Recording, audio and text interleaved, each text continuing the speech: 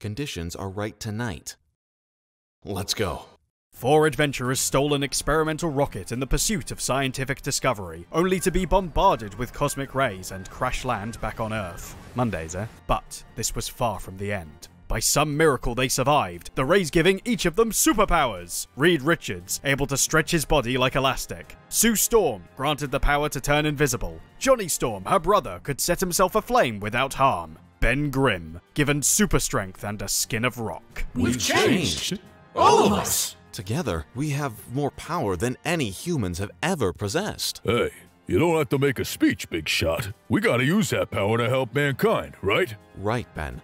Right. I'm calling myself the Human Torch, and I'm with you all the way. Same goes for me, the Invisible Girl. There's only one still missing. Ben? I ain't Ben anymore. I'm what Susan called me. The Thing. And I'll call myself Mr. Fantastic. And so was born the Fantastic Four! Yeah, hoo-hoo, yeah, wee!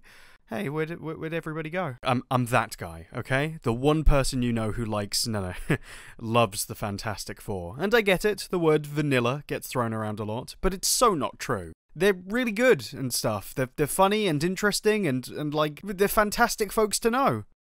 In the comics, everything else sucks. These guys have had nothing but bad exposure, so much so they've kind of become a bit of a joke. But the worst thing, for me, the absolute worst thing, is when I see folks go, well, no surprise that failed, eh? They're outdated, they're stupid, they're a bunch of goofballs. The FF have always sucked. My heart. People don't realise how important the FF are, or how good their stories have been, how their success still affects us. Without them, there's no Spider-Man, no Iron Man, no Avengers, no Stan the Man, no King Kirby. There's no Marvel as we know them, there's no comics as we know them today. So like, yeah, think on that while you put on your spider jammies after having used your Hulk bath scrub. Is that real? Yeah, of course. I think it's time we reminded ourselves who the Fantastic Four really are, and how they changed comics forever. This is a journey unlike any other, into the life and times of Marvel's first family, their world, their friends, their adventures, straight from the pages of comics history. Face front, true believers. We're gonna you're gonna see a lot of mad stuff, I guess. I don't know, I'm a bit too excited, I'm sorry. Can't help it. I love it! Right, okay. Compose myself. This is it's been 2 years trying to make this, so I gotta really think. It's a lot to cover. But don't worry, I'll try to keep it simple. Hello! I'm sorry, what?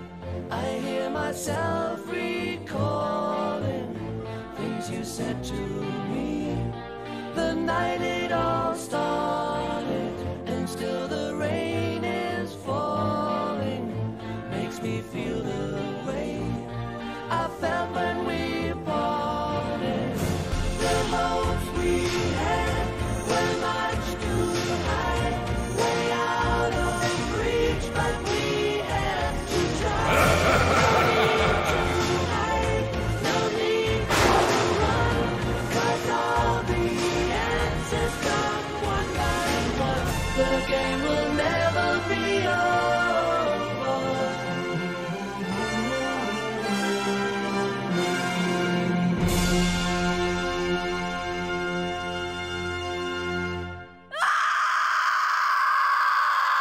By the 1950s, timely comics were done with superheroes. World War II had been big for the genre, with people eager to read about patriotic supermen heading into battle, like Captain America, Miss America, the Destroyer, and oh, hey, hello you. When the war eventually ended, people lost interest, and as Timely rebranded itself to Atlas Comics, they tried to find something, anything, that would replace them. Horror comics, monster comics, strange comics, sci-fi comics, mystery comics, cowboy comics, romance comics, cowboy romance comics. A lot of cowboy romance comics, actually. Their rivals at DC, on the other hand, never stopped making superhero stories, having erstwhile hit their stride with a new team of heroes, the Justice League. Erstwhile?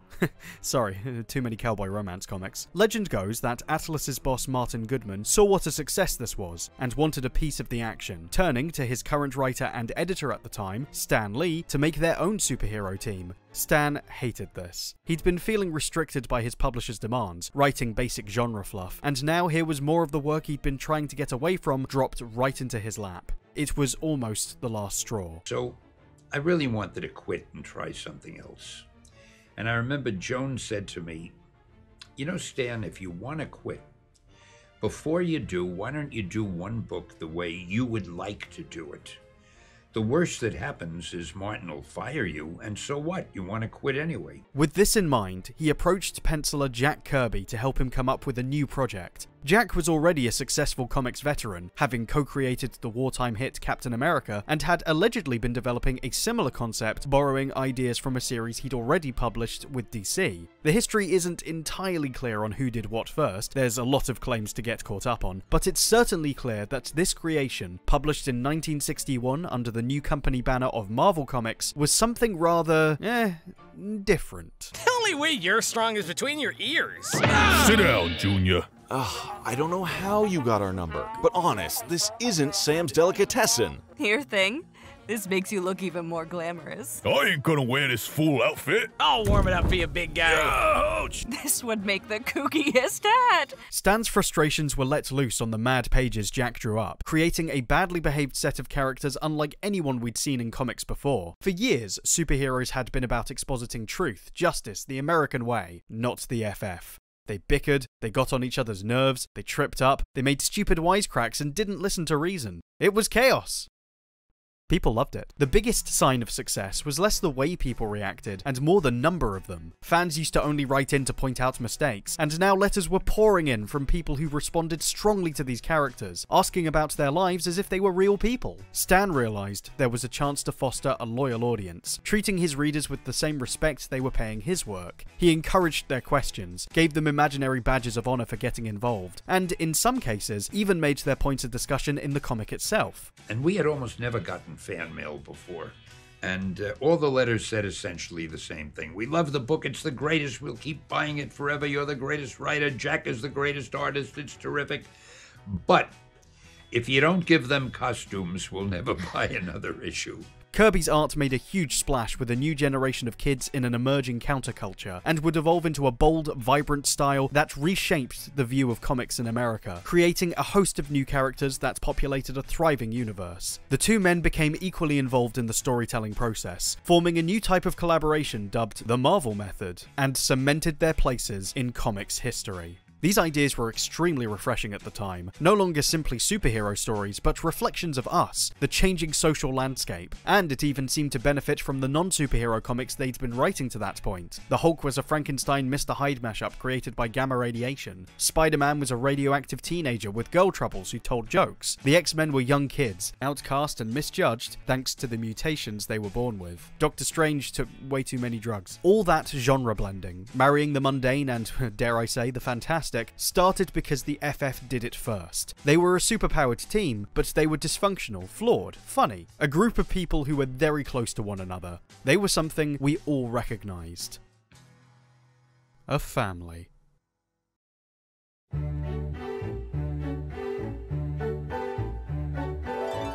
Yeah, okay, I know. Ooh, family. I do the voice because, sounds kinda bland, right? Well, it's actually important, because it's why they're so interestingly flawed. Connected as friends, by marriage or by blood, these guys have personal history, different to a lot of other superhero teams who are often working together as a courtesy. The four, even before the accident, were connected. Their conversations make deeper cuts, good or bad, and that's useful, because it allows writers to reveal stuff about them that wouldn't come across in casual work-like banter. And we've revealed a lot.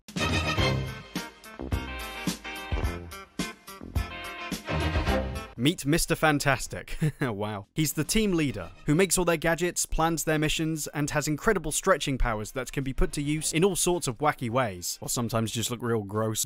He's a pragmatic man, a great friend, husband, father, and most notably, Reed Richards is smart.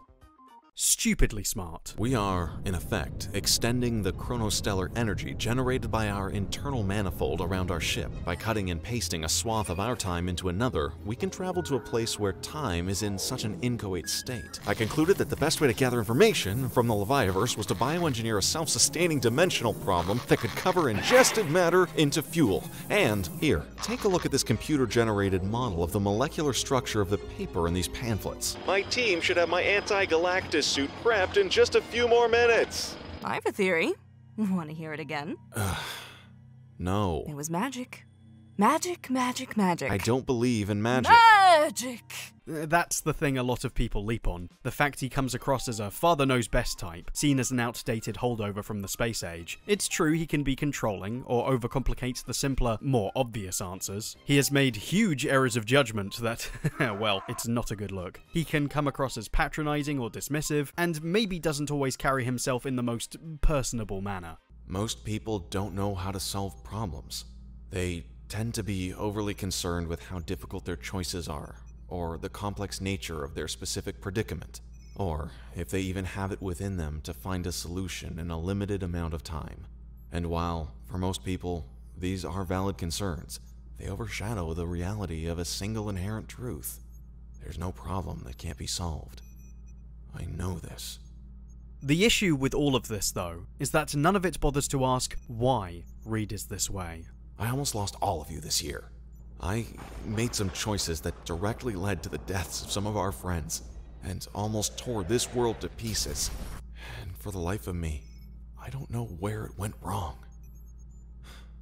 Yes, this has to be handled now. Reed's belief in truth is why he's so self-critical, and so driven to be correct. He knows every choice comes with unintended consequences. The last time he listened to his ego and not the facts, his entire family was affected, and he is desperate not to let that happen again. This is where his distractedness comes from. No matter how smart people think he might already be, he's always trying to stretch his understanding to find the best answer to solve humanity's problems. And it's telling that, to him, the only logical option is to use these powers to save lives. I know this is a terrible thing I'm asking.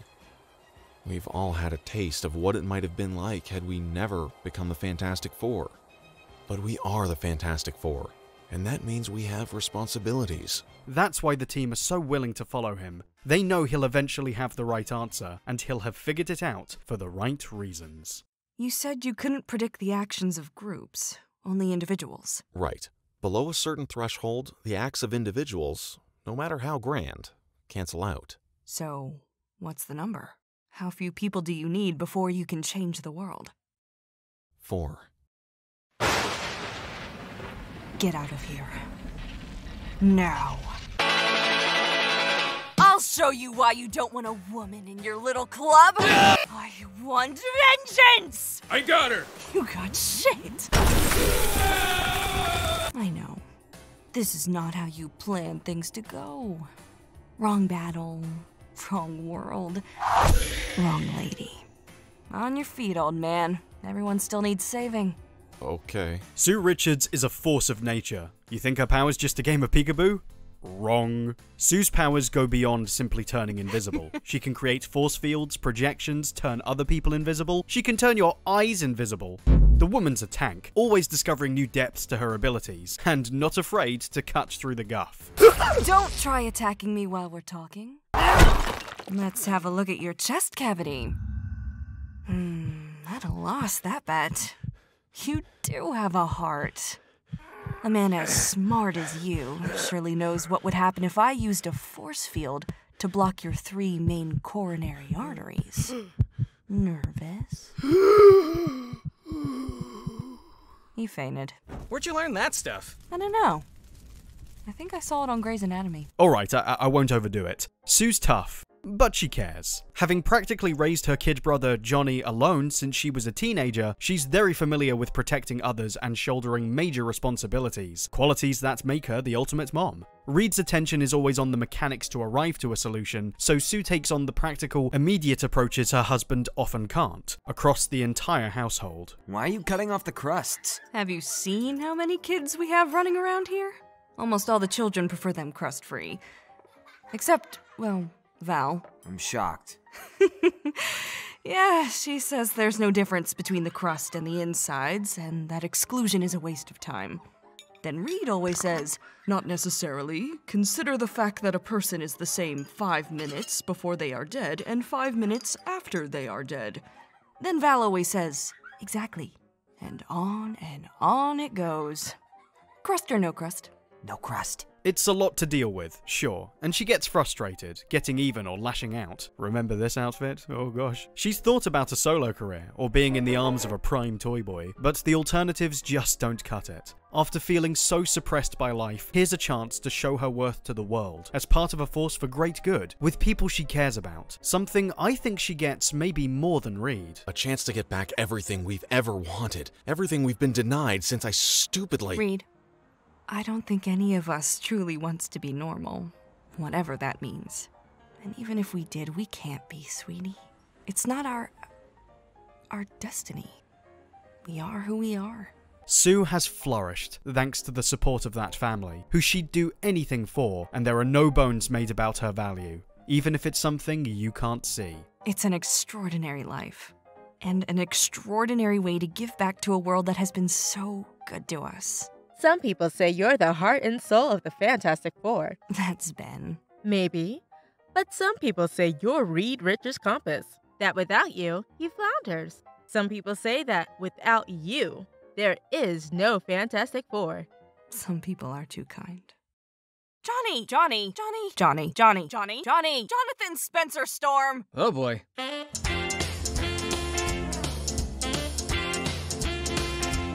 Sue's little brother Johnny is a real hot rod, a fire starter, a smoking gun, a bit barbecue-y kind of guy. He's the youngest of the four, and the one most concerned about his image, so it's kind of fitting he gets the power to set himself on fire with a cry of "Flame on!" How about this glitzy chariot of mine, lady? Another autograph? Oh, well, protect the supermodels! No takers, huh? I don't want to have to get tough. Hey, Janny, why can't we join the Fantastic Four? We're your pals, ain't we? Shut up, will you? I gotta think. With his sister taking the lead, Johnny's remained a perpetual teenager, obsessed with cars and women and money and burning things to literal ash. He works fast, thinks fast, talks fast, and now he can fly, so it's like, oh, how annoying. You'd be forgiven for thinking he seems pretty shallow. You'd certainly not be the first to do so. Hi, Dory Doll. Your dreamboat's back. I've had it. I want a boyfriend, not a blazing juvenile show-off in a silly uniform. Crystal, help! My flame is out of control. Do something quick. Unless you want to see me crash. I'll do something. I'll shut my eyes. Baby, I'll tumble for you. Torch, you got no class, man. What a mess, right? Well, yeah, he thinks so too. The secret to understanding Johnny is to look at his track record, how determined he is to find lasting love. His breakups often with women who end up outpacing him in their own action-packed lives. What he clearly craves is depth. And unfortunately, he doesn't think it's deserved. I thought I'd hear from you, Johnny. I thought you liked me. What about me, Johnny? You said you loved me. Was that a lie? But you married me, Johnny. I thought that meant something. Love you. Spend my life with you. Spend my life with you. Love you. Don't understand. You don't understand what I can do to you! The kid's not stupid, just insecure, terrified of not being able to live up to his responsibilities, of failing and hurting innocent people, the constant pressure now represented by a very scary ability. He pretends nothing's wrong, cracking jokes and showing off for the crowds, but he wants to get control of his life, to be better, and he knows he's with the best people to change that, to keep the hope burning bright. At first, I was doing it to look after my big sister. Like she needed it. But later I started getting off on helping people. Don't get me wrong, the fame is nice, but mostly it's about doing good. As corny as that sounds. My sister, Ben, and especially Reed. I'd do anything for them. I'd follow them into hell. Hey, I've always believed in you, Johnny. You're gonna do great. You're gonna shine. Don't screw up. Well, Johnny, I'm gonna get you! Oh, come on now.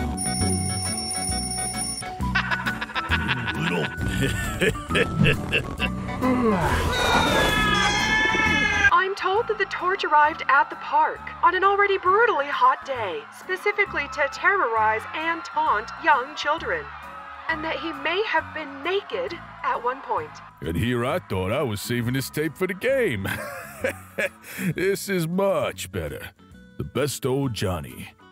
Volume 32.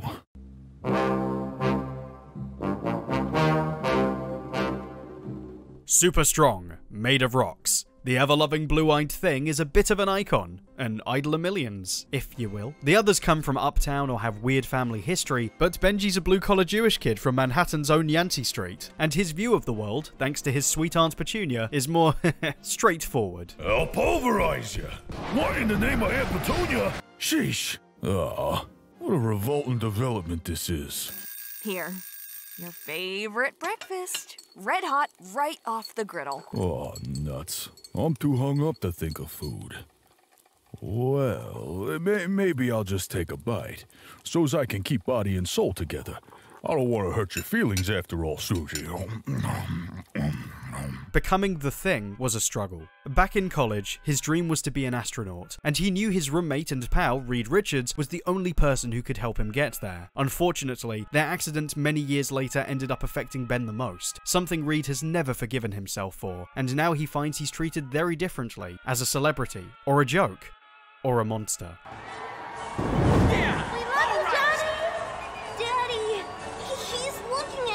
Just don't look at him, son, okay? He was angry about it for a long time. Understandable. But eventually, the change gave him a new perspective. Yeah, fighting monsters, saving lives, being super strong and durable, there were superficial perks. That's not what mellowed the big guy out. It was rediscovering life beyond Ben Grimm, finding Alicia Masters, who was blind and loved the man behind the rocks, getting a new home and extended family who all respected the hell out of him, visiting worlds light years away from the Bronx. I was an ordinary Joe, a pilot.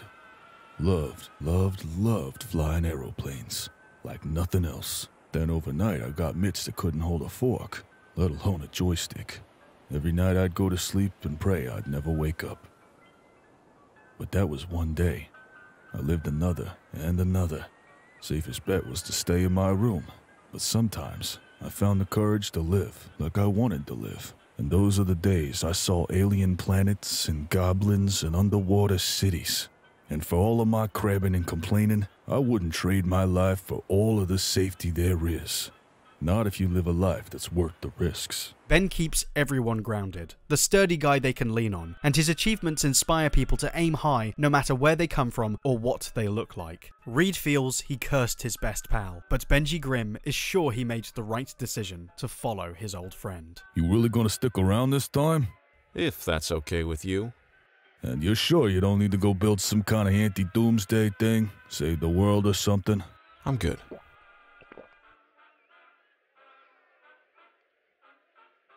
Yeah, I've missed you too, Stretch.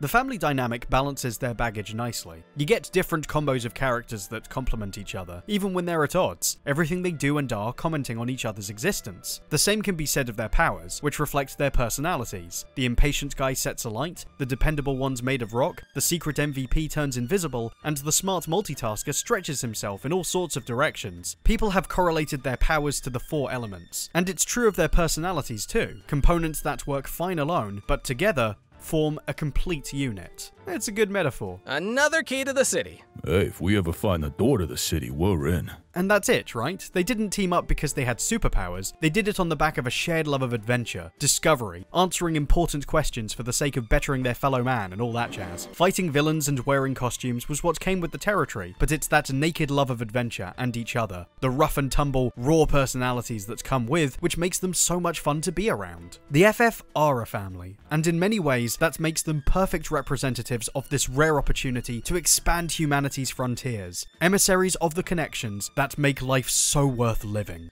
And to anyone who gets in their way, it's clobbering time! Let me just, excuse me, yes, tick that box right there.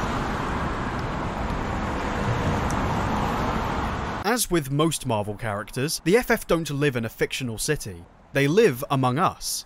They live in New York.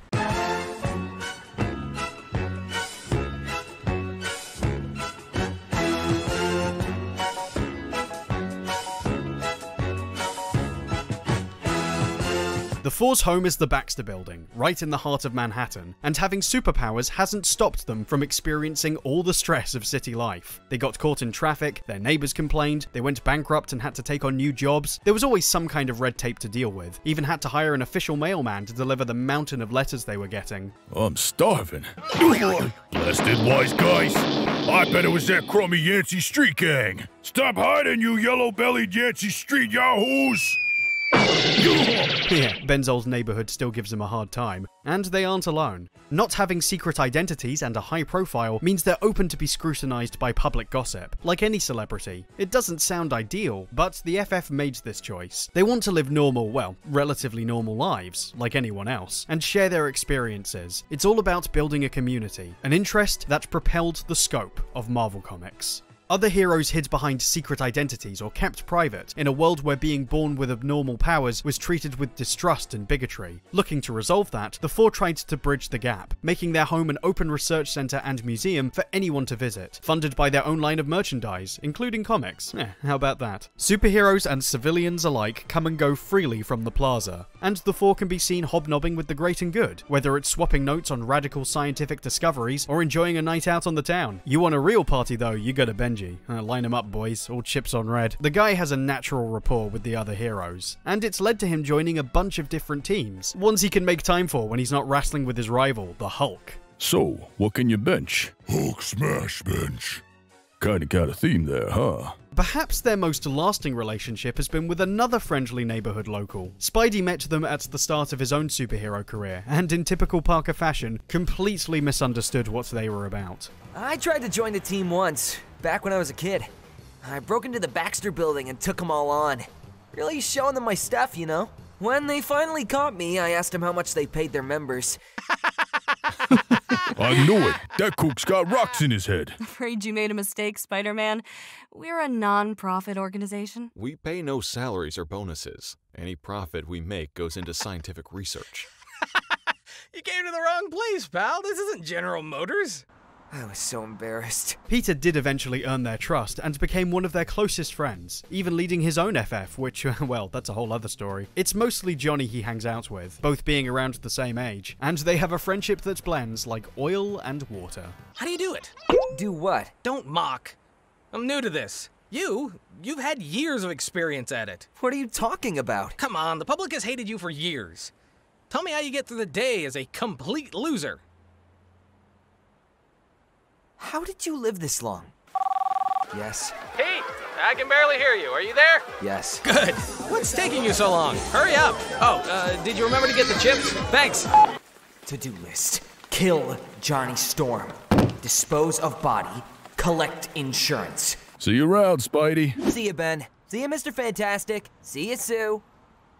Get bent, Johnny. The FF's quest for knowledge has taken them well outside of New York too, and it's on those quests that they shaped out the basic understanding of the Marvel Universe as we know it today. They went to space, they explored hidden cities, they went back in time, Ben is legit Blackbeard, this is canon yo, and they even travelled across dimensions. Each time they did, they made an effort to build rather than destroy, and in doing that, they essentially built their family out too. Sweet Christmas, you wouldn't believe some of the stuff we went through. I love those guys. Anytime they need me, I'm there. I did get paid though. Business is business. You know what I'm saying? They discovered the mysterious land of Atalan, populated by a superpowered race known as the Inhumans, rejected alien experiments on mankind. Their leader, Black Bolt, and his wife, Medusa, have become firm friends of the Four, and members of their royal family would go on to join the team's adventures, including the young Crystal, a brash, peppy girl with elemental powers, and Lockjaw, who can teleport and who isn't a dog. Imperious Rex! An encounter with wartime hero Namor the Submariner, a half-human, half-merman prince, brought the world of Atlantis back to the MU, and had the monarch forever tied to the team from then on. Fish people, fish people, fish people, fish people. His arrogant infatuation with Sue Richards is a bit worrying, to say the least, the novelty being that she returned his interest, which has been a source of tension for years. I've tried to get her to leave you. She will not. You need to dedicate every part of your day to her, and your children. Every day. I do. You do not. How did we get on this? Even on those occasions when we have found ourselves in conflict, I have found Richards to be an unquestionable man of honor. Sue, have you seen my... What's that statue doing here? Paying attention to me? They were the first to visit Wakanda, a technological city hidden deep in the African jungle, which introduced us for the first time to its ruler Prince T'Challa, the Black Panther. That guy never went anywhere, right? It is true. I sold small portions of vibranium to various scientific foundations, enabling me to amass a fortune, the equal of any on Earth. So that's how you could afford that far-out mechanized jungle of yours. That? I just did it for a lark. Actually, T'Challa has been very involved with the FF. When Reed and Sue decided to take a break from the team, T'Challa and his wife at the time, X-Men Storm, were invited to take their place. It was pretty boss, man. Went to some crazy places, rediscovered an alien dimension, met alien Martin Luther King. For real? They're nice people, and they fit in perfectly. We are not going to walk away from this without getting involved. The prudent course of action. I know. We're still not walking away. Please, don't make me embarrass you in front of your friends. You would, wouldn't you? Not unless you force me to. Okay, I'm sorry I brought it up. This is not a weave. Go ahead. See for yourself. Pull my hair. Are you nuts? Do it. I think I proved my point. She is very sensitive about her hair. The roster changes so frequently, for long stretches, and even when people move on, they're always welcomed back. What's fascinating are the kinds of people who filled those roles. It's never about picking exact representatives of the Four's abilities or managing an organization. These people aren't tokens, they're chosen because they fulfill that family dynamic. You have to be a friend or a godparent or even just someone with the right chemistry. This ends up benefiting the superhero world at large. Those deeper relationships bridge the gap between so many different communities, offering solidarity on a more trusting, personal level. And the people who get that really get it. Their antagonists continue to make the same mistake. They aren't a team, they're a family. Oh sure it's a family, but it's an extended family. The Richards took me in like I was one of their own. Me and Ben had quite a thing going on for a while. Oops, didn't mean to make a pun there. Everybody on the team treated me like a woman, not a freak.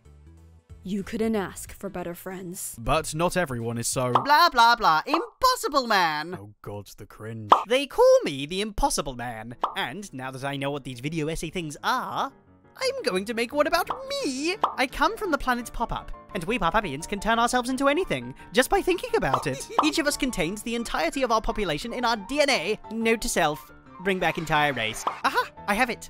I will clone myself a mate who will be known as the Impossible Woman. Will you be my mate in this adventure called marriage? Since we share the same consciousness. Yes! I sure understand Earth women. Bye, son. Be a good boy. Sometimes I hate myself. Sometimes I hate myself and everything scares me. This is the best vacation I've ever had. I'm going to stay here and kid around with you always. Oh, I'm so glad I came to Earth. It's like one big party. We have released our full genetic potential. We will no longer risk extinction. You're also inefficient at reproduction. If his attempts succeed, it will take her 9 months of gestation to produce an offspring. Ah! Put me down! Put me down right now! I've spoken to Stan Lee. So enough of that.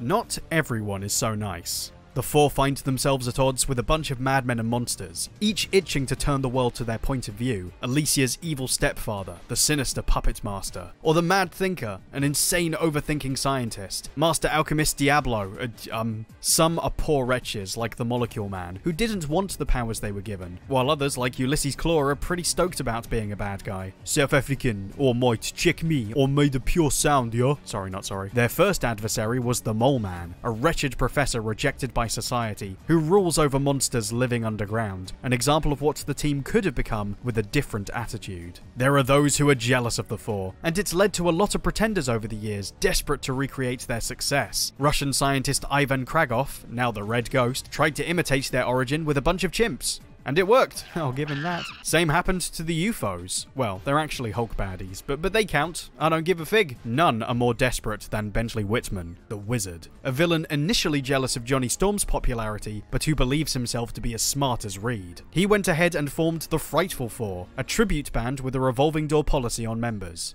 Mainstays include Spider-Man villain Sandman, or his rival, Hydro Man, the powerhouse Thunderer, or her even more vicious replacement, Titania. Stop giggling. Medusa was a founding member, but went back to being queen, because hanging out in Wizard's living room was definitely a bit of a downgrade. Of all the goons, one has stayed the most consistent, a lowlife called Peter Petruski and his glue gun. He wasn't too hot on his original name, Pastepot Pete, so he renamed himself the Trapster. Yeah, okay, now you're a badass, Mr. Purple Glue Man. All these guys are as dysfunctional as the FF, but without the underlying moral compass or empathy between each other needed to function, and that's really funny to watch. Concentrate on his weaknesses. Oh, maybe we take the children, huh? No! He wants us to think his weakness is his family. Unless he knows we know that, and then he's showing to us precisely where he's weak. But by showing us, he's letting us know that this isn't a weakness at all. 2 women came before King Solomon and claimed a child as their own. He proposed they cut the baby in half, giving 1 part to each mother. So, let's do that. Let's cut all the babies in half! The Four's space travels also drew on the unwanted attention of interdimensional and extraterrestrial beings across space and time. They found some creepy warlords living in a dimension called the Negative Zone, like Blastar, or more famously the hive-minded insect Annihilus and his cosmic rod. They met an evil descendant of Reeds from the future, living as a pharaoh in the past, long before Stargate, who travelled to the present and ended up becoming one of the Avengers' major villains. Whole alien races stepped up to bat to mess with them, including the Shi'ar, the Kree, those dodgy guys who made the Inhumans, but none are more memorable than the Skrulls. Oh boy. These shape-shifting aliens come with the absolutely wonderful disposition of being constantly pissed off. On an attempt to conquer Earth, they were outsmarted by the FF and became obsessed with their defeat, sending dozens of henchmen out to thwart them from then on, even turning one of their own men, Kalurt, into a Super Skrull, with the abilities of the entire team at his fingertips. Johnny married a Skrull once, a sleeper agent called Leah. She was pretending to be Alicia, it's a long story, and they turned out to be a cool person and stuff, joined the team, laid an egg. See, the Skrulls are a bit more sympathetic. Their empire got screwed, and the little gremlins went into constant panic mode, desperately searching for a new home while duking it out with the Kree to be crowned king of the space bumblegoofs on a regular basis. I call them space hillbillies. They've been feuding since before dinosaurs walked the earth, and they'll be feuding long after we're gone. You'd think all those guys would be bad enough, but one day, Earth got itself into really big trouble.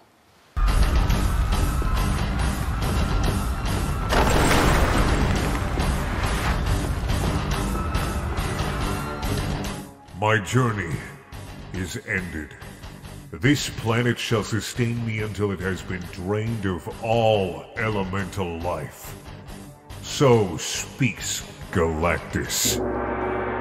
Behold, Galactus, a terrifying cosmic deity who discovered Earth and decided it was lunch. The creature roams across the galaxy, powered by the energy of planets that he consumes in order to satisfy his endless hunger. You know, duh. He seeks them out with the guidance of a herald, a person of his choosing from any world, whom he grants special abilities to aid him in his quest. And in this case it was Norin Rad, an alien man from Zen-La, welcome to comics folks, who agreed to become his herald, the Silver Surfer, in exchange for sparing his own planet. On their excursion to Earth, the Surfer, thanks to the Four and a long talk with Alicia, realized Earth life held great value, as much as his home, and fought back against his creator, saving us, but effectively leaving him without a purpose. This became a large part of his appeal, a character who is less about combat and more about discovery.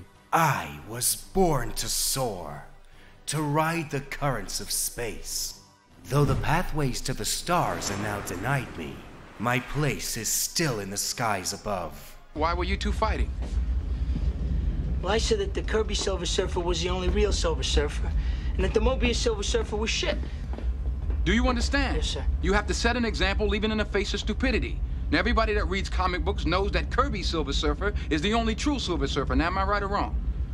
You're right, sir. All right.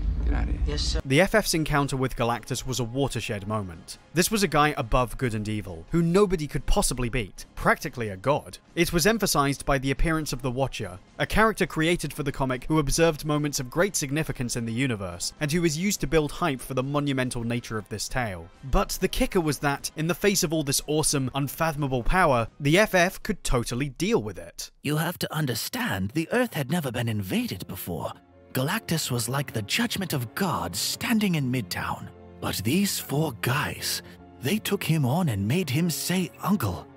They saved us all, and they stayed regular people. Always a good morning, Willie. How you doing, Willie? Good people. A real family. I think that's everyone. Terax, Abraxas, the Enclave, Overmind, Nicholas Scratch, Aisha, Texas Twister. We missing anyone important? No? I don't think so. I am Dooves!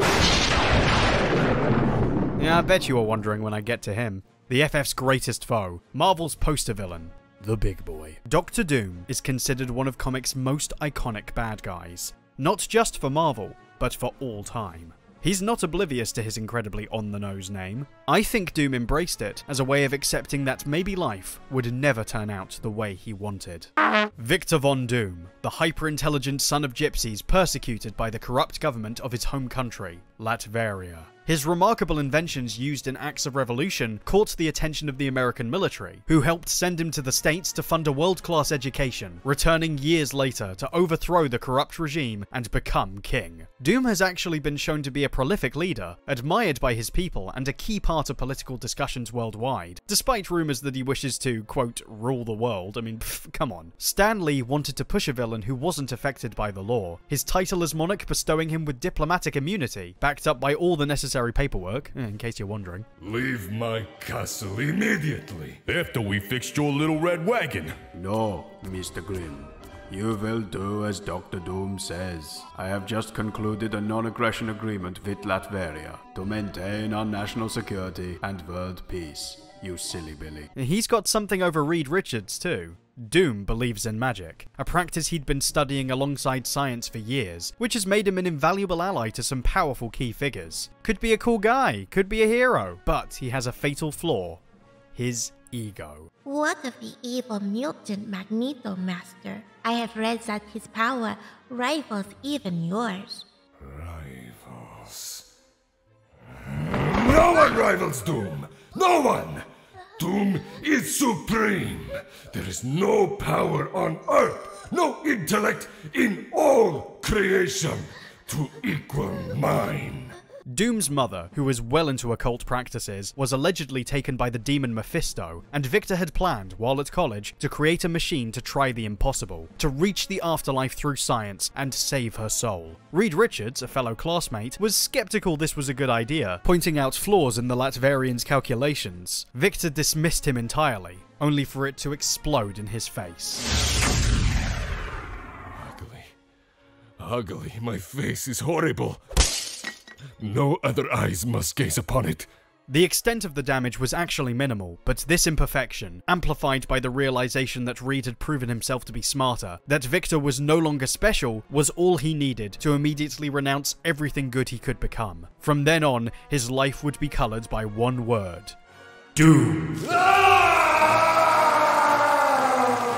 This self-destructiveness is why he's a villain rather than a hero, and why he feels the need to oppose Reed's family at every turn. While the four share new technology freely from their open home, Doom offers table scraps to his people from a well-guarded castle. While the four encourage an open community, Doom enforces a regime that keeps his people in line. And while the four enjoy the company of their family, Doom, outside of a myriad of servants and robots, or reflections of his own image, lives alone. He has become more and more fragile as the decades roll by, now unreachable from his emotionless mask of iron.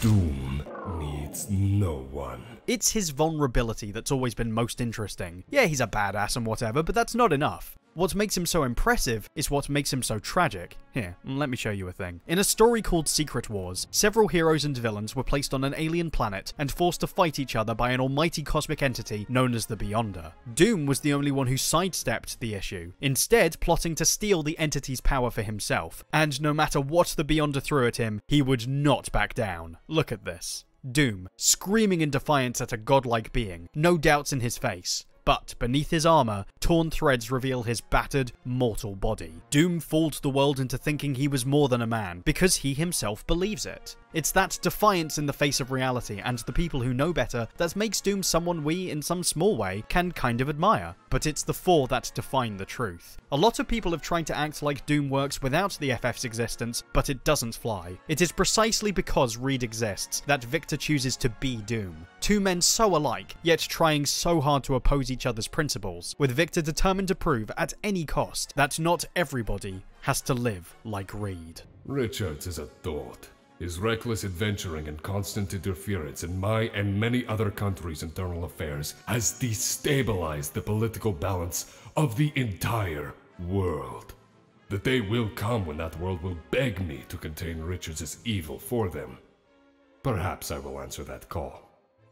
Until that day, ask yourself why Richards has failed to cure the pathetic condition of his best friend Ben Grimm.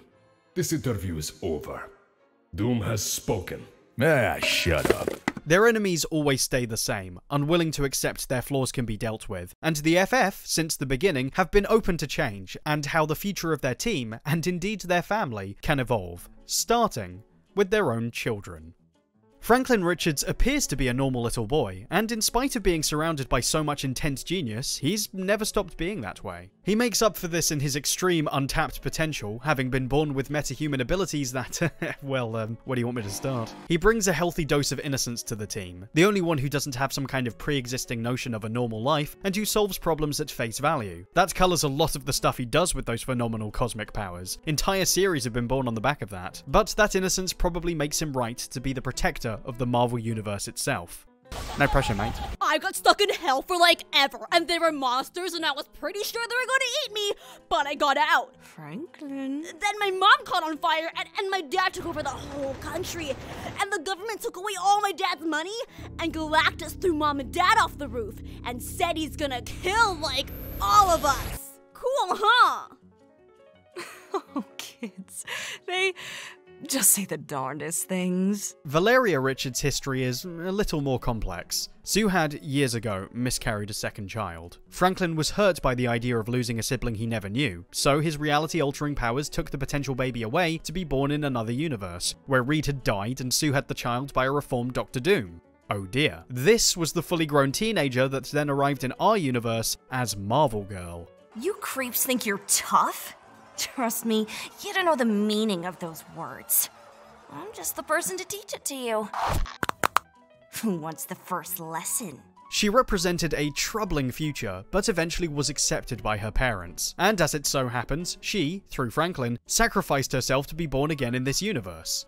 As you do. This proved pretty complicated for poor Sue, the cosmic pregnancy being a bit and unfortunately required a house call from a doctor who, well, you know. It had grim implications that would be paid off, but it's worth noting that it essentially made Doom part of the family. Reed! I don't know how he did it. I don't know either, love, and I don't care. Your gratitude is overwhelming, Richards, but I will receive some measure of satisfaction from naming the girl. No, you... Yes, you will, Reed.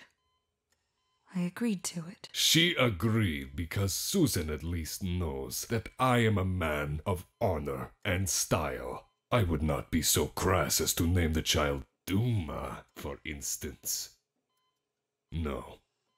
She shall be called Valeria. I place you under my royal protection, little Valeria. If anyone is ever foolish enough to strike at you, they will deal with me. Enjoy your family, Richards, and remember every time you look at your wife and daughter that Doom saved them both when once before you could not. Valeria herself has always been an interesting character, either as a snappy bubblegum rockstar hero or a super intelligent, precocious child. But at her core, she has always had one brilliant character trait that is both a joy and concern for her family, always being way out of her depth. Take us to your father, young lady. No, I can't do that. Excuse me? So sorry, but it says right here in the papers we were served. Blah, blah, blah, meeting with a representative of Norman Osborn, blah, singular one. You wrote the rules, mister. Don't you think you ought to play by them? So gross. Perhaps she gets that from Doom, who continued to play a vital role in her development, now connected to the team as an unwanted uncle. This expanded family hasn't ever stopped growing. In fact, it became a new mission of the FF to take not only their children, but the best and brightest, including some former enemies, and give them another chance as part of a late development they dubbed the Future Foundation. This was absolutely the step in the right direction the team needed, and I think it's a great representation of their constant attempts to think ahead and provide for the future rather than ruminate on the past. That said, I think it's in looking at their past that we see how this desire to constantly move forward has always been there. We've run the basic encyclopedia of their world and all the people in it, you get the idea. So now it's time to look at the best adventures they've been on and the stories that define them. 4 of their best runs. I haven't got the trappings of a circus, but there in my mind is a very active and bright and colorful place that's as good as any circus that I've ever seen. And I live with that, and I enjoy it immensely.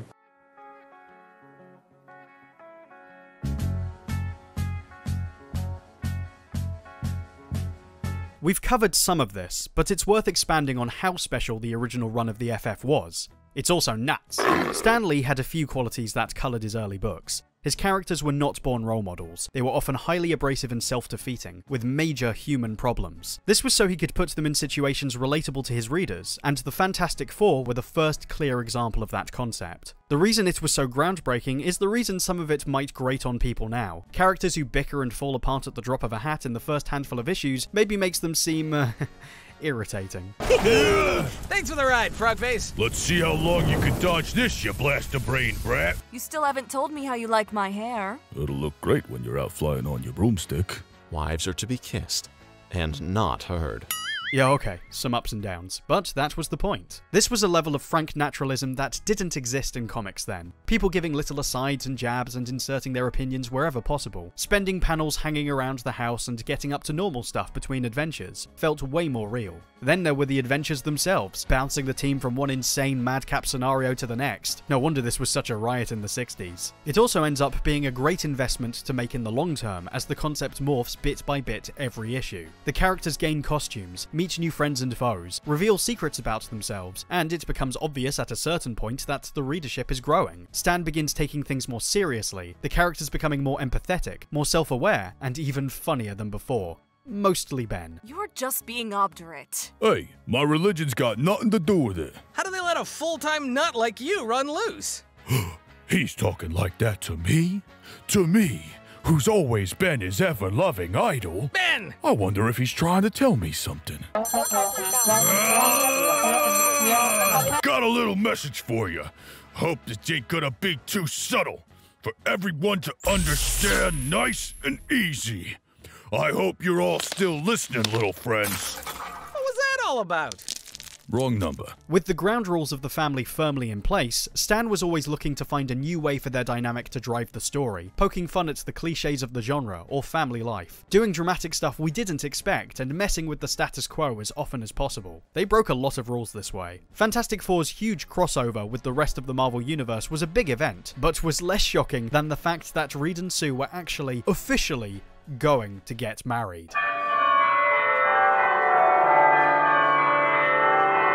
Hey, Stark. Say, I thought they only wore them hats in cartoons where kids toss snowballs at rich geezers. I thought I'd get it out the mothballs for this occasion. Wow.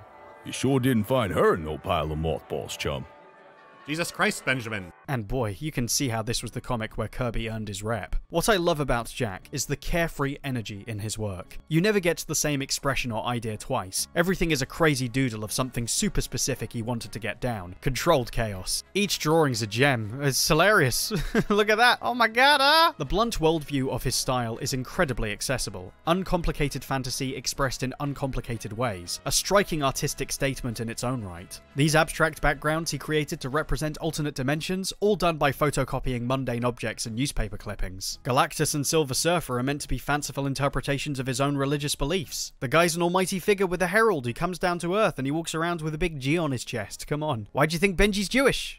Mazel tov. That makes it even more impressive as his style strides towards what we're more familiar with in the latter half of the run, the bolder, resonant look that would go on to benefit his work elsewhere, without losing the sense of humour he started with. That's all Stan had to say to Jack. Jack, show the thing holding up an old apartment building in New York and have the people cheering him on. And to knock himself out like that, with a page like that, he could have done 100 different ways, a lot simpler, you know?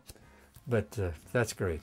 Of course, they are Stan's captions, so you got to give Stan credit there. They're funny. That said, we certainly get more high-concept drama. The panels going from a lot of singles to full splash pages of expressions, just getting across emotions. Monumental tales emerge like This Man, This Monster, where a random creep finds humanity through experiencing Ben Grimm's life. How about when the Silver Surfer returned and had all his cosmic power taken by Doom? Never before has any one human being been as totally supreme, as invincibly superior as I. Dr. Doom has attained power without limit. Power enough to challenge Galactus himself. Oh no. People forget how far this run develops. Between the banter and the funny squabbling, I saw stories where the characters actually regretted their actions, actually criticized themselves for their mistakes. I see them dropping Sue Storm out of the comic entirely and replacing her with Crystal, shaking up the team dynamic and having Reed apologize for underestimating her, before Sue returns and saves the entire team. Heck, I see them celebrating the announcement of Sue's first child, and I realize it's the first time I've seen Ben Grimm actually happy. I was happy. Yeah, it's all right, Susie! I know you lovebirds can do it. I think you can put it down now. It's dancing time. Can't believe it. I'm gonna be an uncle. Oh my gosh, am I ready to be an uncle now? This is such a feel-good book by the time it ends. A real whiz-bang-pow comic that I hope people still bother to look at. Such an amazing run made the falling out of Jack and Stan even more tragic. And even though it wasn't the last time they would work together, it was the end of the FF's heyday. And it would take a decade or so before things really got cooking again.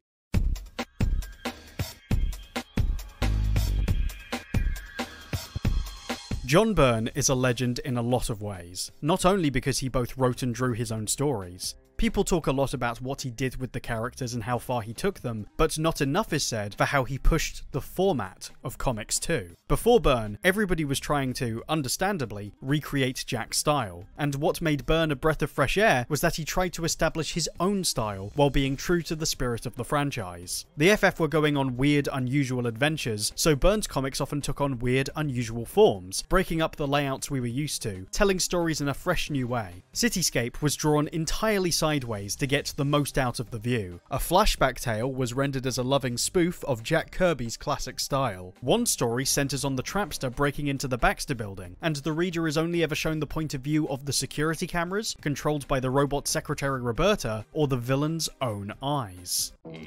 Wait a minute. Maybe these elevators are equipped with the same beam locks as the lobby doors. But that looks like a regular electronic lock on that door. I was right. Great, the stairwell. I figured there'd be some other way between floors in case the power failed.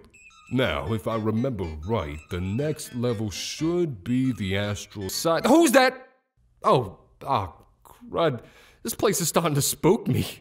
I'll be jumping on my own shadow next. It was the next step up from Stan's approach, where he was taking real-world logic and applying it to the world of superheroes. The difference was that Byrne often translated them into either interesting visual approaches or complex morality tales. The Trial of Reed Richards, featuring Byrne himself as a chronicler, focused on his recent effort to restore the cosmic balance by healing a fatally ill Galactus, who, immediately afterwards, then consumed the Skrull throne world. oops, I guess, Reed, in an almost unwinnable argument, had to try and justify his actions to an entire universe. When Galactus first came to Earth all those years ago, we were told by the Watcher that he was not evil, that Galactus is in fact beyond good and evil. That is a statement which has long troubled me. For if a being is neither good nor evil, he is by definition neutral. Yet clearly Galactus is not a neutral being. With increasing frequency, he feeds upon the life essence of whole planets, and should those planets prove to be inhabited, his effect is catastrophic to say the least. How can any rational man judge that to be neutral? Byrne also took inspiration from clear genres to flavour his stories. One of the FF annuals takes place in a picturesque farming village out of state, the realisation setting in as the story continues that the place is less than normal. That this is actually a 70s horror comic, which gets even better when you realise what it's all a direct payoff to. We have noir mysteries, sci-fi epics, every story reads like an episode of The Twilight Zone, hinged on a conceptual twist, which still carries the essence of adventure the original established, but all used as character studies taken from different angles. Way more confrontational. Some of it was just crazy fun too, like when he sent the team back to 1936, or so they thought, with Nick Fury. So of course Nick decides to ditch everyone to complete his own mission. Kill Hitler. Okay, Adolf! This is where you buy the farm! Wahoo! John also sought to carry on the tradition of changing the team members, letting a couple of folks take the spotlight for a bit, though his most long-standing choice was about as far removed from Crystal as it could possibly get. Well, to put that in more familiar terms, it's clobbering time! Aw, let me soothe your tortured brow. Oops. Soothed a little too hard, huh? Hey, no need to let the good times end here. Let's keep the evening rolling, shall we? Hello, sailor. New in town? Replacing Ben, She-Hulk finally got a chance to shine under Byrne as a sassy, confident, playful character, and, as an outsider to the fore, someone who was, underneath it all, terrified of being rejected. You could see the path early on Byrne would end up taking with his own She-Hulk series, becoming the most recognised version of her for years to come, and we gotta thank the Four for that. Lovely people.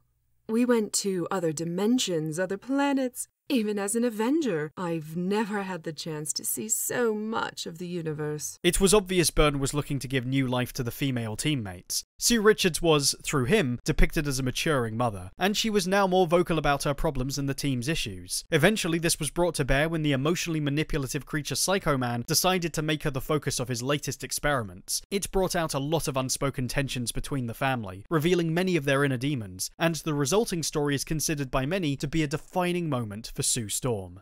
The Psycho Man did more than twist my emotions. He forced me to look into the deepest corners of my soul. Forced me to confront who I am, what I've become. When we rocketed into the cosmic ray belt, when we gained our superpowers, we lost something. An innocence. A childlike naivete. For a long time I've tried to go on as if we're still the same people we used to be. As if I was still the same. But I'm not. Not after all that's happened to us. Not after what Psycho Man did to me. There is no invisible girl anymore, Reed. She died when the Psycho Man twisted her soul. From now on, I am the Invisible Woman. This was the last of the greatness, unfortunately. Byrne's Fantastic Four run may have ended abruptly, but I encourage you to read this if you want a masterclass in the art of making comics. Some of it, well, makes Watchmen look like Garfield.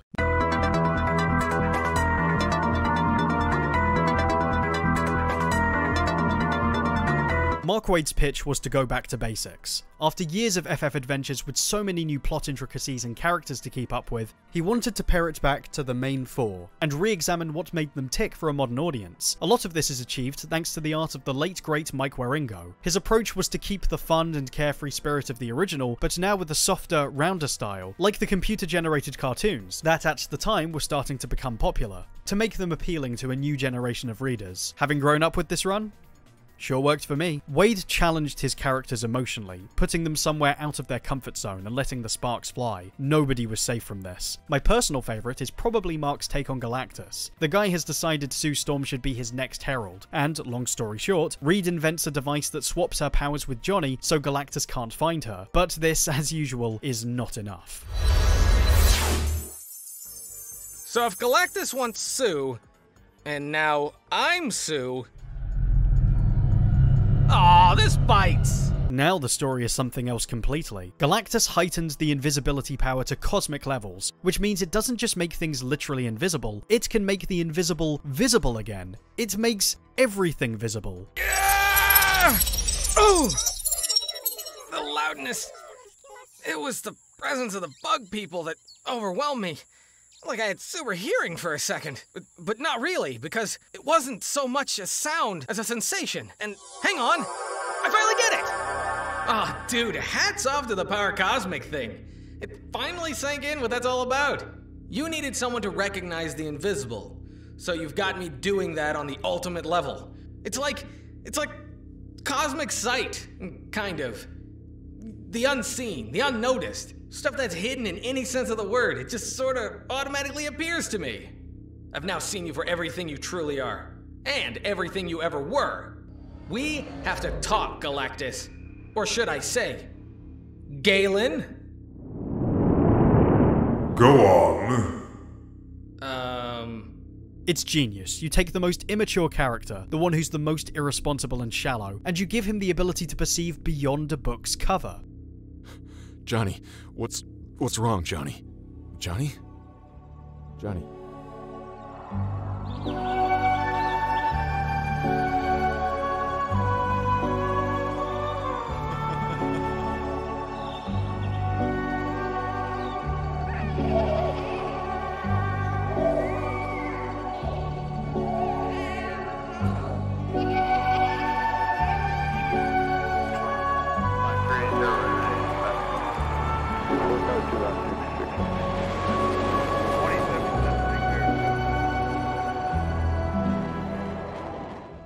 Hey, what? I got a booger? What? I am so proud to know you. You truly are fantastic. Oh hey, it's Quasar. Anyway, moving on. Galactus is drained of his power cosmic temporarily, which reveals the man behind the suit. The energy will eventually return to him, so the family decide they're going to try and show him the value in humanity, to feel guilty about his actions, involving some help from the lady who managed this with the Silver Surfer back in the day. Humanizing Galactus is no easy task, something Waid demonstrates really well. Now, if this one's how I've always envisioned it, then notice how the artist's thick brushstrokes evoke the subject's heart rather than its details. It's probably one of the 2 or 3 most groundbreaking paintings in all of history. What do you think, Galen? It's pedestrian work. Rather unremarkable. If this is the best the human race can express itself, nonetheless, I suppose you can be excused your opinion given your ocular shortcomings. Next you'll tell me that this grotesquerie is worth my attention. Oh, probably not that one. Charming friend you have here, Susan. Moving along. You're pushing it, buddy. Did no one explain why Alicia's so eloquent about art? Galen, she's one of North America's most accomplished sculptors. That statue you just insulted, for example, is her piece. Really? If she's blind, why would she even attempt something like that? Why would she not simply surrender herself to her affliction? You wouldn't understand. This is Cezanne. Notice how much can be suggested with simple forms and color planes. His technique formed the foundation of modern painting. Galactus would end up finding redemption, but when he wrote for Doom, he decided to push the man to complete, total, and unambiguous villainy. It was, to drop its title, unthinkable. Colin! Shh, Colin, sweetie. Mommy's right here. My apologies, madam. I might exercise more care around impressionable children. Your boy is obviously reacting to my unfortunate physical condition. Oh, I mean, sir, that's impossible. My My baby is blind. We should have known this was going to be special just from the opening chapter, as Doom searches the Earth for his lost love, Valeria. You get it now, right? We'd seen her mentioned over the years, but this was the first time where it seemed like he wanted to, perhaps, rekindle their romance. After many false starts, the two finally reunite, and it's a genuinely tender moment. Victor, stop. You can't just come in and... I have a life beyond yours. This is not an offer made lightly, Valeria. I am prepared to renounce science in all its forms. If you will take my hand, I give you my most solemn word of honor. Your love will make me a changed man.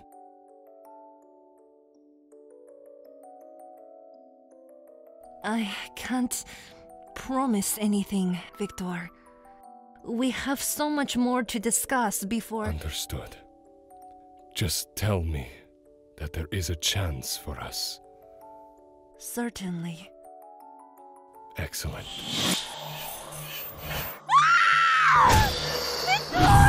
Victor, what's happening? When I was young, I made a fateful choice. I chose science over sorcery. And I wanted to choose again. Victor! Thus, I made a pact. I conjured a cabal of nether demons who claimed it would make me the magician I could have been. A greater besides. But as is too often true of these demons, there was a barter involved. One condition. I had to sacrifice something of indescribable value. Something irreplaceable. Something only you could give me. Farewell, my love. Dear Valeria, I will miss you more than any will ever imagine. But I will always hold you close to me. The rest is brutal. Doom engages in what is still his most evil scheme to date, a pure hate fest against the entire family, going from impressive to downright disturbing.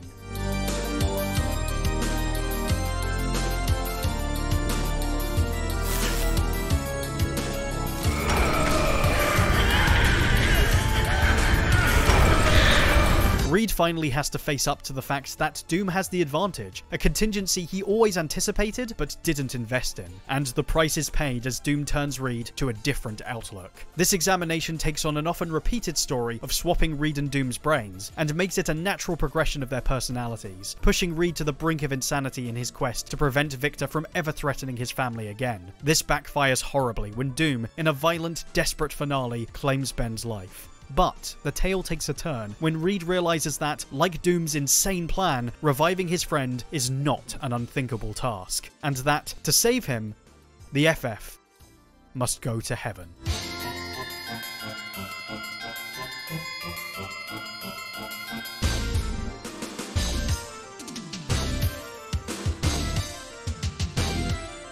This is the thesis in motion, cementing the concept of magic, or more plainly the unexplainable, as being the final frontier of knowledge Reed has to traverse.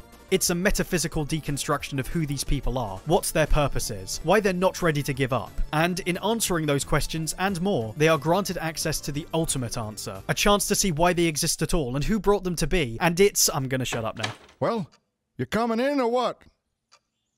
Anyone see that coming? No. You sure we're in the right joint? You two, show proper respect for... Reed, why am I taller than the Almighty? What you see is what I am to you. Don't worry, it's a compliment, not an insult.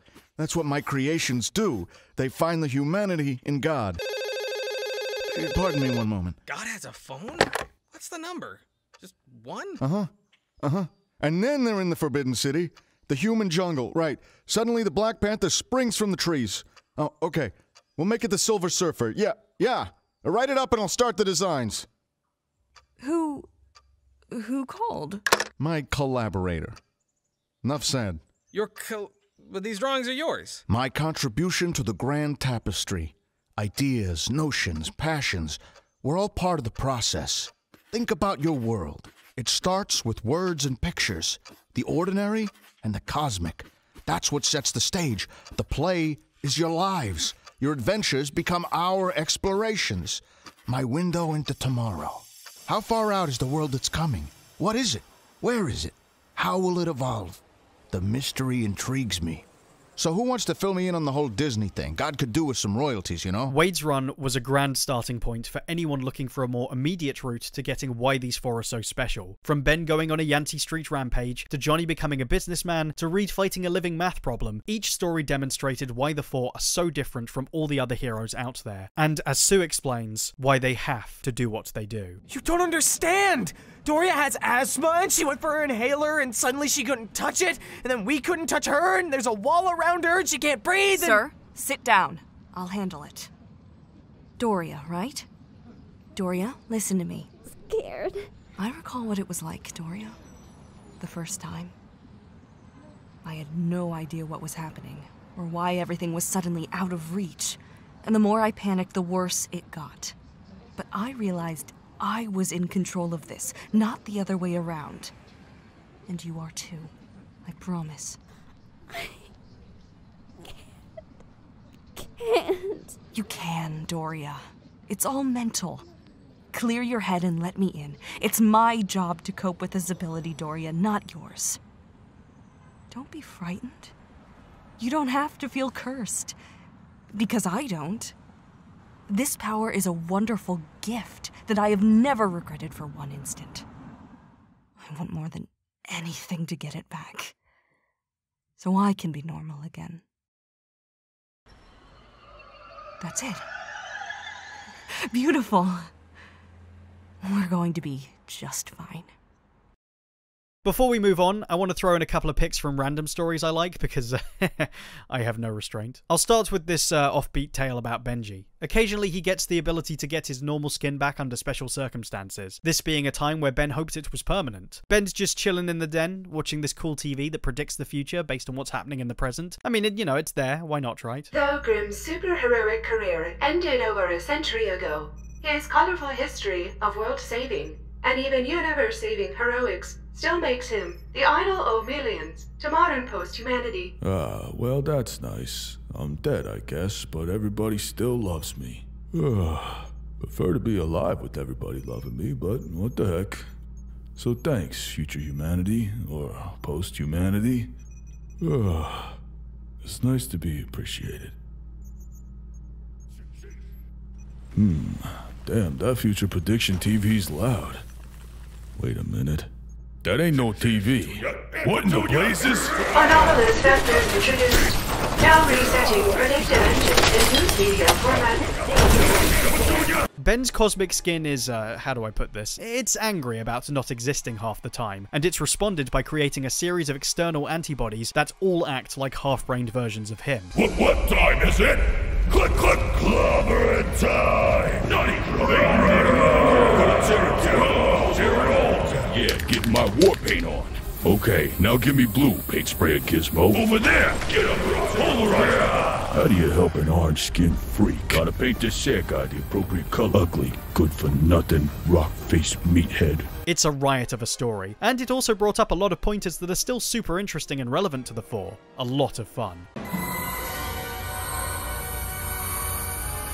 What's that you're saying? This ain't the time for us to be replicating, is it? Too soon, huh? Well, we can wait, I guess. So we gotta cease to exist again? Oh, nuts. Legendary Dwayne McDuffie began the Black Panthers version of the FF, but it was Reginald Hudlin who took on a chunk of that team's adventures, hopping across dimensions. And one is about to receive some special visitors. Marvel Zombies is, to an extent, tied to the Reed Richards of an alternate dimension, and this is a microcosm of their impact. The dialogue actually gets into the mindset of these chucklemates on a way more nuanced level than I expected, and it's kind of hilarious. Oh man, Scroll meat isn't that bad after all, especially if you toast it with Galactus's energy. I like it raw.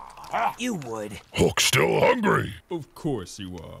Hulk, we're zombies, man. Even if we eat everybody on this planet, and we will, we'll still be hungry. Don't talk to Hulk like Hulk's stupid. Here you go, buddy. You are all not getting it. No. Beauty Banner could explain.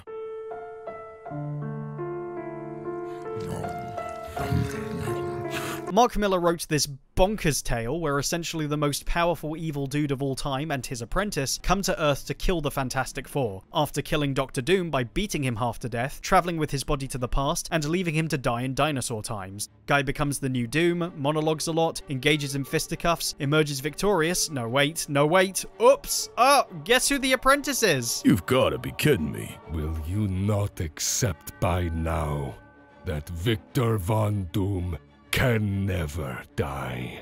Did he switch places? Did he fake his death? No, my friends.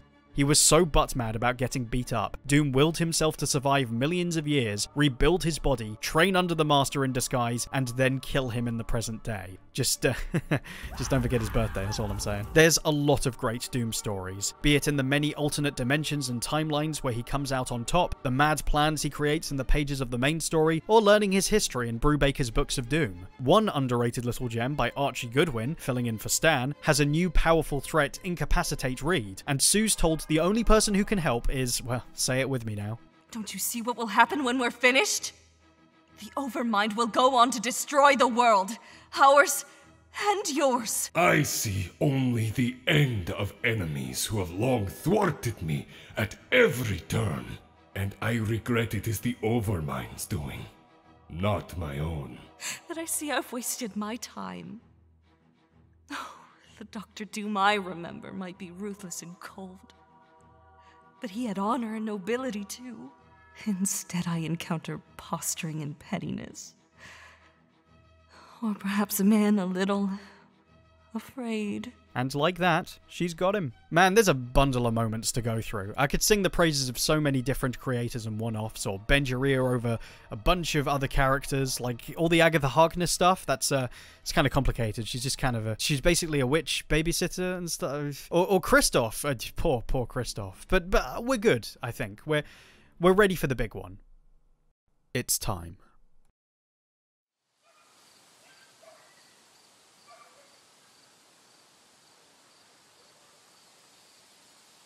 It's all right.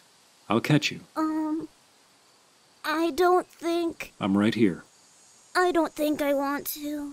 Let's do something else. Okay? Look at me, son. It's okay to be afraid. It's okay to fail.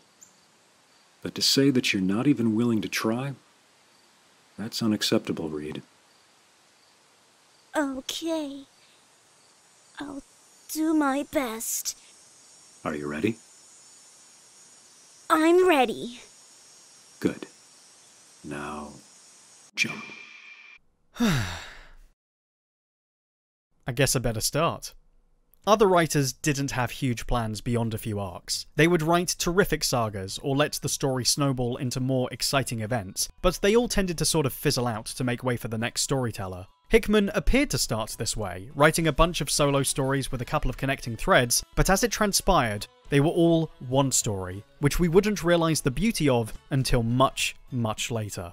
It all started with a story called The Bridge. Reed's dealing with the fallout of a civil war between superheroes, a Skrull invasion, and now the rise of former villain Norman Osborn, who seemed to have renounced his Green Goblin persona, took credit for ending the Skrull threat, and was put in a position of governmental power. For the record, Reed did not come out of Civil War in a positive light. He made a killer Thor, was revealed to be part of a secret organization of paranoid heroes, and following writers James Michael Straczynski, McDuffie, and then Hickman, worked hard to figure out his thought process moving forward. He's looking at possible solutions across timelines to see if it was all preventable. Meanwhile, his teammates are also bouncing around those same possible timelines, and it's wild. Case Study Earth 3490. The 47th Peaceful Model examined benefits primarily from the romantic involvement of Captain America, Steve Rogers, and the Iron Woman, Natasha Stark. Hank Pym was not a variable on this Earth. Now they test me! I believe a correction in attitude is in order. These people should know their place. I'm in a mood for admonishment. And what say you, Chamberlain Grimm? Milady, 'tis the clobbering hour. Case Study Earth 231. This world's Reed Richards avoided all future calamity caused by the Illuminati by eliminating them at the point of inception. This Reed knew that under no circumstances would the Brotherhood fail to be formed. This Reed knew that their ambition would exceed their abilities and that chaos would flow.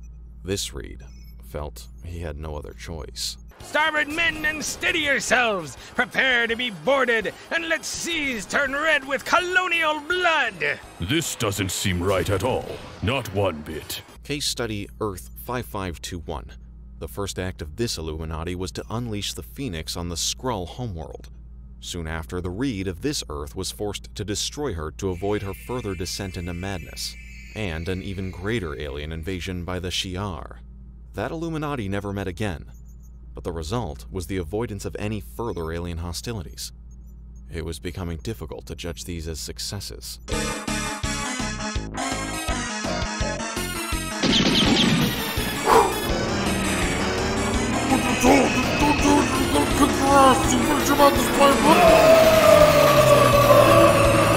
Hickman's plan was to start with Reed and boil the overarching conflict of the team's existence down to his personality. All of his antagonistic traits are brought to the fore through the much parodied Council of Reeds, alternate versions of himself all claiming to have sacrificed ties to their family to make the world a better place, which Reed begins to realise might absolutely be the worst thing ever, oh my god. However, this incident actually leads to something much greater and much more troubling, with cryptic clues littered throughout from the beginning. I was sent to find you, to give you a warning.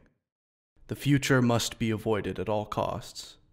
Listen closely, because each word I say was chosen carefully. There will be a war between the four cities. The dead must not be forgotten. The future man must return to save the past, and all hope lies in doom. The family is put through their paces with the slow reveal of all the FF's history being brought out of the toy box. The Inhumans, the Atlanteans, the Negative Zone. It all springs forward to play a part in a huge problem that each of the four is affected by. Admit it, Mr. Grimm. You've seen better days. Woman, you do not turn away from... Honor the deal, Namor. I'm done asking nicely. These are my people now. I rule here! And I am a queen that bows to no king! My God. You're magnificent. Johnny goes to bar. Johnny gets a girl. Girl turns out to be Bug Monster. Bug Monster disappears through hole. Johnny never kisses the Bug Monster. I'm gonna call that a win. Reed's father Nathaniel stands on the sidelines, someone who hasn't been very present in Reed's life, and who is beginning to recognise the effect this has had on his son, and indeed the world. That concern was not unwarranted. Related events lead to longtime foe Annihilus, stuck in an infant form and amassing an army, attempting to enter our world. He finds himself at odds with Johnny Storm, who valiantly kept him at bay, but at a huge personal cost. The way it was handled was pretty masterful, a wordless issue that got across all the raw emotion of the moment.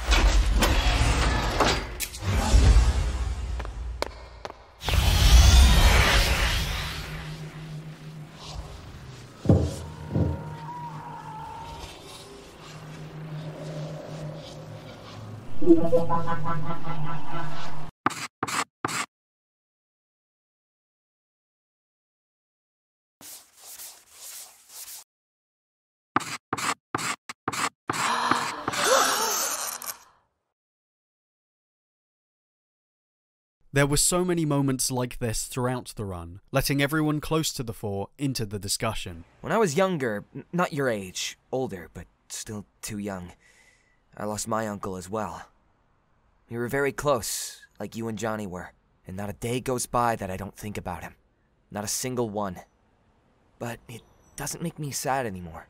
I mean, sure, I wish he was still here, and God, do I miss him. But after a while, the dark thoughts, the bad ones like you're having right now, will fade away, and you'll spend most of your time thinking about how much fun you had together, or how much you loved him. How long before that happens? It takes a while. You've got ketchup on your face. Thanks. But the work wasn't over.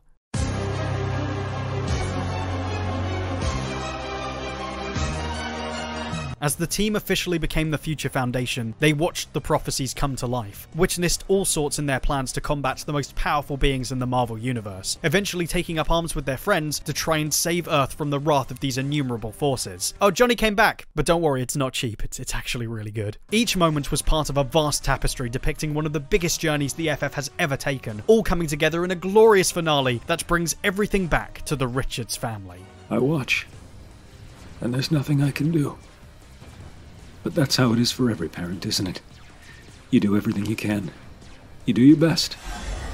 Then one day you're finished, and your children have simply become who they are going to be. This is who your son will be. This is who he is. Franklin? Throughout all of space and time, the Devourer of Worlds has had many heralds. Franklin has had only one. To me, my Galactus!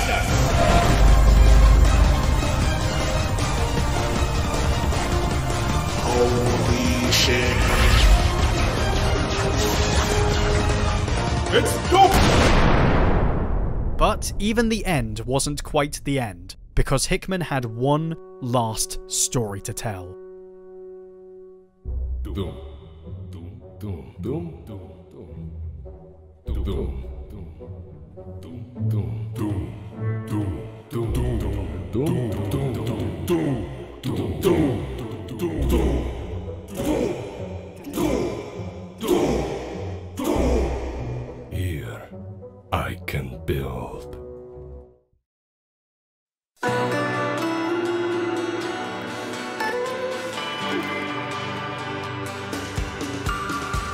Secret Wars was, like the original, another blockbuster, a Marvel crossover event designed to straighten out some continuity. It was, of course, written by Jonathan Hickman, and would end up being the culmination of everything he'd set up in the previous FF stories. Doom got a taste of infinite power in the ruins of the Richards' last battle, and realizing that the multiverse is in danger from the returning power of the Beyonder, makes a play to repeat the sins of the past and steal the power for himself. The consequences this time, however, are much, much greater.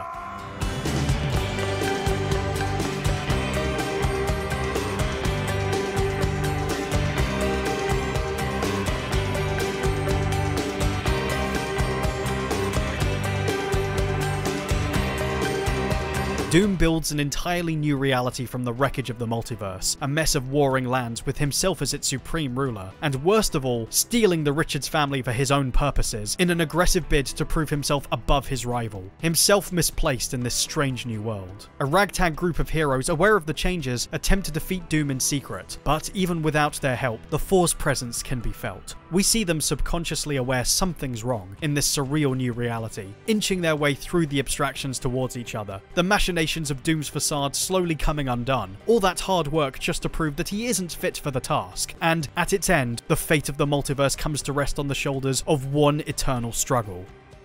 Victor and Reed. Richards! You had to meddle, didn't you?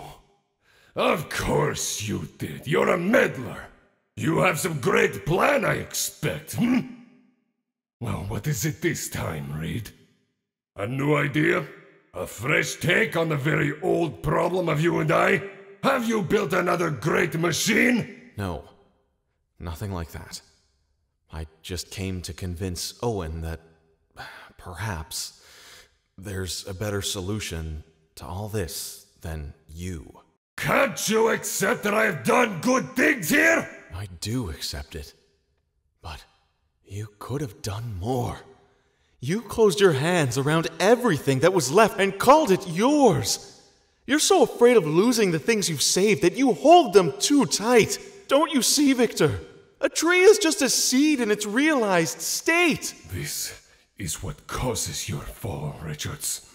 Abandoning the good because you desire the perfect.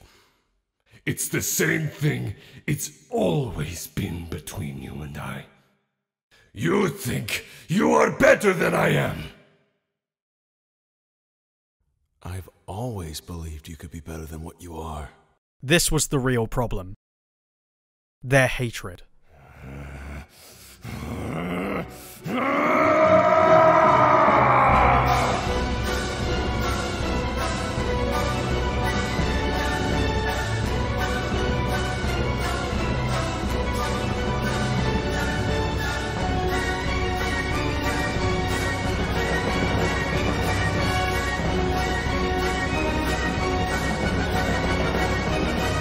This bitter confrontation, the culmination of years of animosity between these two men, must have put it all into perspective. How to solve everything. You think you could have done so much better, don't you? Don't you? Yes. And we both know it, don't we? Yes. Damn you. Well, I suppose that's one way to end the video. Wait, no!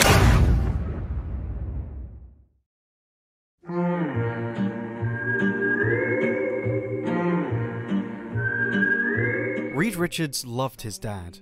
Before he vanished, he encouraged his son to be a better person, and Reed spent his life becoming so in the hope his father would return. He never quite did. But over the years, we watched Reed build himself a house. The Richards filled it with their family, and then with the people who needed one. They went further and shared it with the world, opened the door and said, "Come on in, sit at the table, share what we found." He filled his life with the love of his friends and his children, and lo and behold, they all changed each other. From his efforts to be loved, he created a world that loved. Hickman was saying goodbye not just to the Fantastic Four, but to the modern age of comics, took Marvel's first family, and focused their adventures into a story about the benefits of what they'd started, hinged the Marvel Universe on their existence, as it had in our reality. He showed that their life had been truly worthwhile. And now, in this final move, he has Reed decide to leave it behind, to give the next generation new universes to grow in, to give others lives worth living too. I gotta tell you, mister, this sure is something. Oh, so wonderful, my love. The world is full of wondrous things, it's true. But they wouldn't have much meaning without you. I learned that the difference between living and dying is managing fear, not being so afraid of losing the things you love that you hold them too tight.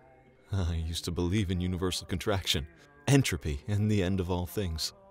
Well, I've changed my mind. I'm letting go, because now I believe in expansion. I believe we endure. Don't you see? Everything lives. And I say to myself, it's wonderful, wonderful, oh, so wonderful, my love. And I say to myself, it's wonderful, wonderful, oh, so wonderful, my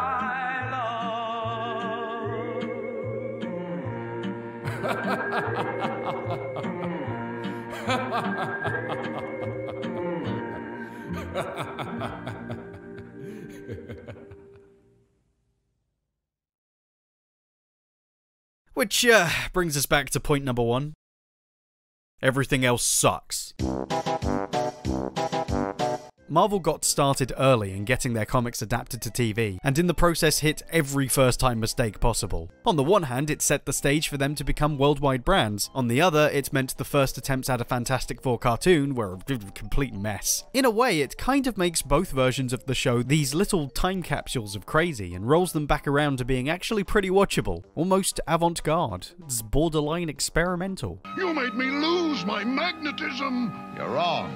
Your magnetic power only works on metal, like all magnets. But my gun isn't real. I made it out of wood. A wooden gun? That's why your power didn't work. And it's why you're a prisoner of the police now. Take him away, men. A wooden gun. He tricked me with a wooden gun. Still makes more sense than Benji Grimm becoming a little boy with a pair of thing rings. And sharing screen time with Barney Rubble. What's going on? Oh, I forgot about you. Okay, well, 1, 2, 3. Oh, Herbie, lovely Herbie, you're such a lovely machine. Gonna put you in the video. Human Torch was wrapped up in movie rights. The cartoon needed a replacement. Stan Lee created this little robot sidekick idea. Got Jack Kirby to draw it. They used that. Then Marv Wolfman put him in the comics. I heard it was because they thought kids would try to imitate the Human Torch. urban legend. You're thinking of a Byrne story. You were such a good boy, nothing but a good boy. Video's long. There were improvements during the Saturday morning boom of the 90s and beyond in later attempts, but they just didn't have the punch of other shows that dominated the market. It's a shame because there are creative and interesting things to be found in them, or at least a great understanding of how these characters sound and behave, most of the time.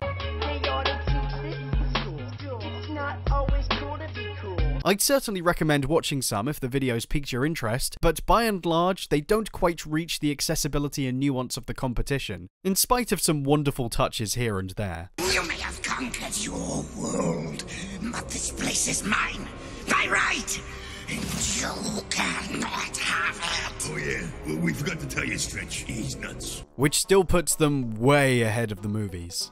Alright, let's get to it. Horrible dialogue, awful casting choices, backdrops that make the movie look like it's set in a freaking spa. The movie suffers from being made as an afterthought, clearly looking to strike while the Spider-Man iron was hot, and cram a complex, interesting, unique series into an unfitting, formulaic plot. And the powers, they look bad. The second one is maybe worse than the first, in that it's uglier, more forgettable, it's got this going on, and even though it makes a few attempts to adapt a more interesting story, it does it with absolutely none of the charm. You hit him with a grain. You get it? There's no punchline. I fooled you. And then there's this. I'm one of the greatest minds of the 21st century. I'm engaged to the hottest girl on the planet. And the big jock who played quarterback in high school, well, he's standing right in front of me asking me for my help. And I say he's not going to get a damn thing unless he does exactly what I tell him and starts treating my friends and me with some respect. That right there is everything wrong in a nutshell. If you've learnt anything today, you know that's not Reed.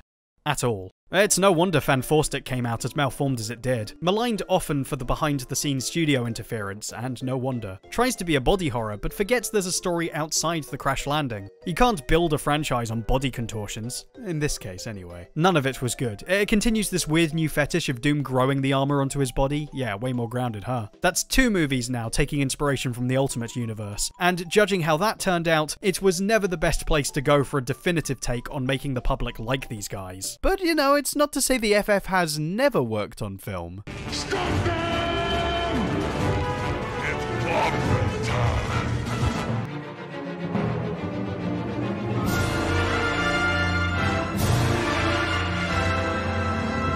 Roger Corman's Fantastic Four was made on a budget of canned beans and is far from being a complete big-screen movie. In fact, it was only made to keep the film rights in flux, the efficacy of that being the subject of great debate over the years. It's corny, it's cheap, it's bizarre, and I love every second of it. For me, the impressive thing is that, behind all the party string and broken piñatas, is a movie made with real gusto, man, and a lot of the balls-out natural appeal of the franchise. It's not afraid to say what it is, and it's hard to ignore in between the absurd choices on display. Proof that these guys can offer real entertainment. Sort of encapsulates the fun and innocence of the FF's early days, if nothing else.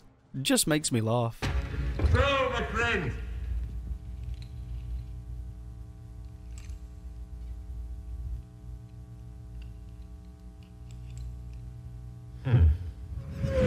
Perhaps what makes things even more tantalizing is that the FF's adventures have also been adapted to the big screen without them involved. You see the Guardians of the Galaxy plundering most of their history, from their original enemy Ronan, to the form their battle with Ego the Living Planet takes, to the existence of Adam Warlock and Aisha. Thor Ragnarok outright pastes a Fantastic Four panel of art on the back wall of one of the sets. Black Panther, just, you know, Black Panther. And that's not the only place we see their influence. Yeah, the Venture Bros has a straight-up parody of these fellas, but both creators have stressed on numerous occasions that their love of the FF is earnest, and the more you've read, the more obvious that is.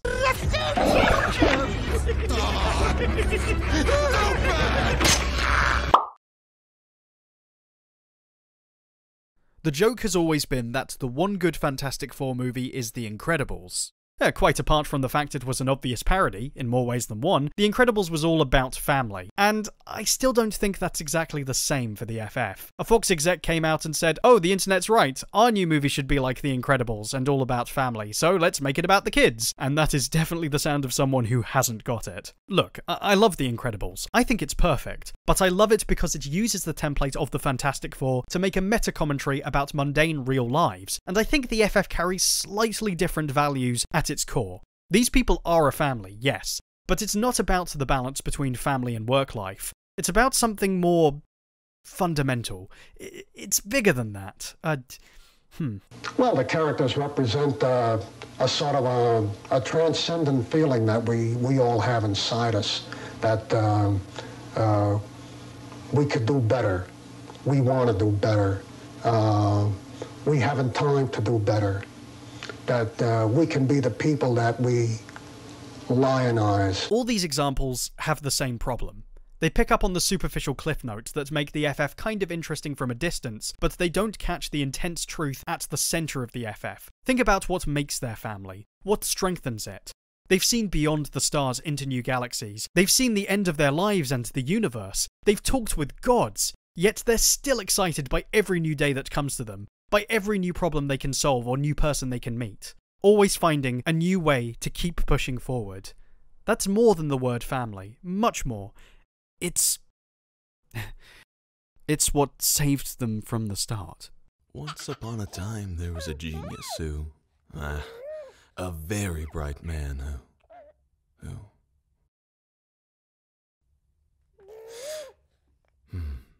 Once upon a time, there was a very arrogant man who did something very stupid.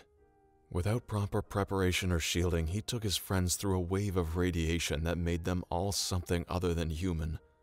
His guilt was unbearable and deserved. These were the people he loved, and he destroyed their lives. Thanks to him, they were fated to be freaks, lab specimens, or worse, unless he changed that somehow, unless he made the world see them for what they were. 3 of the best and bravest people anyone could hope to meet. So, he refused to let them operate in secret. He gave them a home in a city of 8 million, and he gave them costumes, and a flying car, and encouraged them to parade around with some pretty outlandish names. Mr. Fantastic. Does that sound like something anyone would really want to call themselves? No. But that's the kind of name that made headlines, and t-shirts, and action figures. He knew that would keep people from fearing them. You see, glamour and fame weren't options. They were necessities. Because maybe by turning his friends into celebrities, he could be forgiven for taking their normal lives away. Someday. Hey, it was your idea! Whatever. Listen, Stretcho. Davy Crockett needs some help. Oh, I hear some people get days off. Us? There's always gonna be something new to deal with, isn't there? I certainly hope so. There's many ways I love the Fantastic Four. I love their focus on family. I love the world they gave us. I love their crazy adventures, their generosity, their courage, their humour. But most of all, I love their optimism. Caught in a horrific tragedy, they were told life was over. It was futile. It was doomed. They refused to accept that answer. They are so much more than people believed, and will ever believe. They are the Fantastic Four.